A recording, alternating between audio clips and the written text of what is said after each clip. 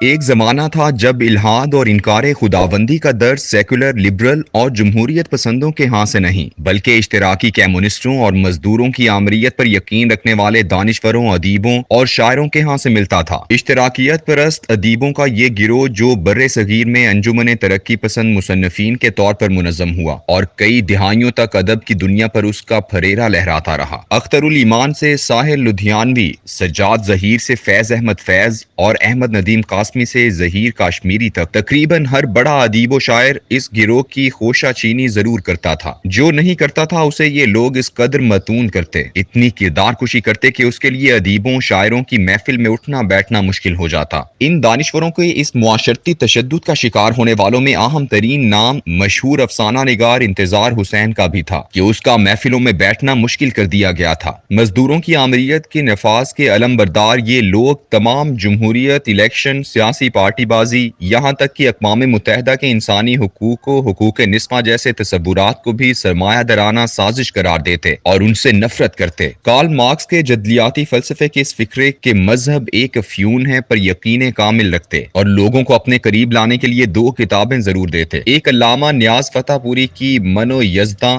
جو انسان کو ملحد بنانے میں مد و معاون ہوتی۔ میرے الحاد کا سفر بھی اسی کتاب کے مطالعے سے شروع ہوا تھا، جبکہ دوسری کتاب انسان بڑا کیسے بنا، جسے دو مصنفین ایلین اور سیگال نے تحریر کیا تھا۔ یہ کتاب ڈارون کی تھیوری کی بنیاد پر لکھی گئی ہے جس کے مطابق انسان بندر سے ترقی کرتا ہوا موجودہ شکل تک آیا ہے۔ ظہیر کاشمیری کے اس شعر کی طرح کے لاتعداد اشعار، نظمیں، افسانے اور ناول تحریر کیے جا رہے تھے جو انسان عظیم ہے خدایا کے فلسفے پر مبنی تھے۔ ظہیر کاشمیری کا یہ شعر کس قدر ملحدانہ انکار خداوندی کا اعلان ہے۔ آسمانوں سے اترتی ہے نبوت نہ کتاب، آسمانوں میں اندھیرے کے سوا کچھ بھی نہیں۔ ان اشتراکیوں کا دامن بڑے عالمی فلسفے سے خالی تھا، اسی لیے یہ انقلاب فرانس کے ارد گرد جنم لینے والی مغربی تہذیب کے بڑے بڑے فلسفیوں پر بھی بھروسہ کرتے اور روسو سے والٹیئر اور ہیگل سے سارتر تک کے بے شمار فلسفیوں کو اپنی الحاد پرستی کی بنیاد کے لیے استعمال کرتے۔ سارتر ان کا پسندیدہ ادیب تھا کیونکہ اس کا فلسفہ وجودیت صرف سامنے موجود افراد اور اشیاء کو ہی حقیقت سمجھتا ہے۔ مثلاً آپ لاہور میں بیٹھ کر یہ دعویٰ کریں کہ کراچی میں آپ کا گھر ہے، مگر اسی لمحے وہ گھر آگ سے جل کر راکھ ہو چکا ہو۔ اسی فلسفے کی وجہ سے سارتر نے ایک خاتون سائمن ڈی بوا کے ساتھ پوری زندگی گزارتی، اس سے شادی نہیں کی اور نہ ہی اسے بیوی کہا، کیونکہ اس کے مطابق وہ یہ دعویٰ اتنی دیر تک ہی کر سکتا ہے جب تک وہ بیوی اس کے سامنے موجود ہے۔ عین ممکن ہے وہ اس کی نظروں سے دور ہو کر اس سے بے وفائی کی مرتکب ہو رہی ہو۔ اب ایسی عورت کے بارے میں کیسے دعویٰ کیا جا سکتا ہے کہ وہ اس کی بیوی ہے؟ خواتین کے حقوق کے معاملے میں بوا کی کتاب سیکنڈ سیکس، دوسری جنس اس دور میں بہت مقبول تھی۔ تحریر اس قدر مبہوت کر دینے والی تھی کہ آدمی متاثر ہوئے بغیر رہ نہیں سکتا تھا۔ میرے زمانہ الحاد میں تکیے کے قریب رکھی رہنے والی چند کتابوں میں سے ایک یہ بھی تھی، لیکن جیسے ہی سید ابو العلا مودودی کی کتاب تنقیحات کے مضامین نے میرے الحاد کی عمارت کو پاش پاش کرنا شروع کیا،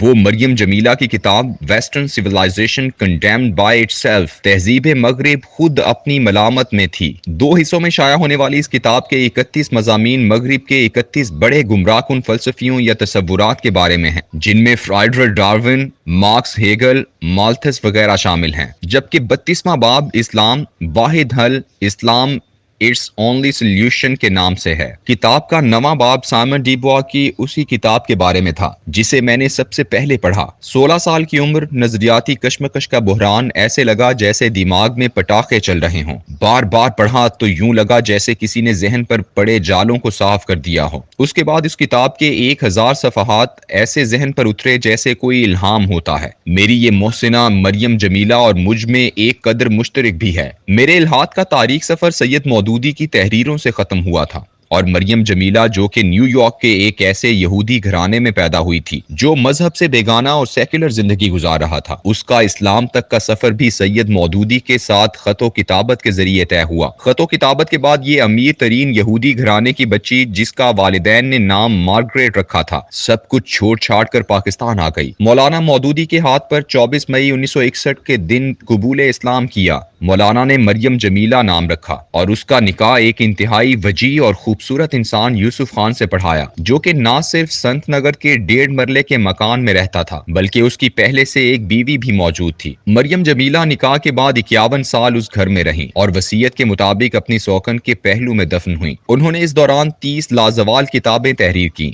یہ کتابیں نہیں، علم کے وہ روشن مینار ہیں جن کی روشنی سے مغربی تہذیب کی غلاظت، دو رنگی اور کراہت کھل کر سامنے آتی ہے۔ یہ عظیم عورت جس نے اس مملکت خداداد پاکستان میں 51 سال گزار کر اسے علم کا خزانہ عطا کیا، آج شاید اسے کوئی جانتا تک نہ ہو، جبکہ اس کے برعکس اس کے ان خطوط سے متاثر ہو کر جو اس نے اسلام قبول کرنے کے بعد اپنے والدین کو لکھے تھے۔ نیو یارک کی ایک خاتون ڈبیرہ بیکر پاکستان آئی اور 3.5 سال کی محنت کے بعد اس نے مریم جمیلہ کی سوانح عمری A Convert, A Fable of Islam and America تحریر کی۔ مریم جمیلہ کی کتابوں میں سے بہت کم اب دستیاب ہیں، حالانکہ ان تمام کتابوں کی جدید دور میں الحاد اور مغربی تہذیب کے فتنوں کا تشفی اور تسلی بخش جواب دینے کے لیے انتہائی ضرورت ہے۔ چند دن پہلے ان کا بیٹا عمر فاروق خان اور پوتا مومن میرے پاس تشریف لائے۔ ان کا آنا ہی میرے لیے شرف کا باعث تھا کے ساتھ وہ مریم جمیلہ کی 2 کتابیں بھی لے کر آئے جسے انہوں نے خود شائع کیا تھا۔ یوں لگتا ہے کہ مریم جمیلہ نے دونوں کتب آج 21ویں صدی کے سب سے بڑے مذہبی اور تہذیبی حملے کے خلاف کئی سال پہلے ہی تحریر کر دی تھیں۔ یہ دونوں کتابیں اسلام اینڈ ماڈرنزم اور اسلام اینڈ ویسٹرن سوسائٹی ہیں۔ ان کتابوں کا مطالعہ آپ کو تہذیب مغرب کی مصنوعی چکا چوند کی حقیقت بتانے اور اس کے اصل کری چہرے سے پردہ ہٹانے کے لیے کافی ہے۔ فلسفیانہ مشگافیوں سے لے کر سماجی اور خاندانی زندگی تک کوئی ایک سوال بھی ایسا نہیں جو آج کے نوجوان کے ذہن میں پیدا ہوتا ہو اور اس سوال کا جواب مریم جمیلہ نے ان کتب میں نہ دیا ہو۔ مجھے کتابیں پڑھتے ہوئے اندازہ ہی نہیں ہو پایا کہ کتابیں بیٹے نے عسرت کی وجہ سے عام سے کاغذ پر شائع کی ہیں اور ٹائپ وغیرہ بھی شاید پرانی کتب والی ہے، جس کی وجہ سے یہ اتنی خوبصورت دکھائی نہیں دیتی۔ کاش کوئی پبلشر انہیں خوبصورت بنا کر چھاپتا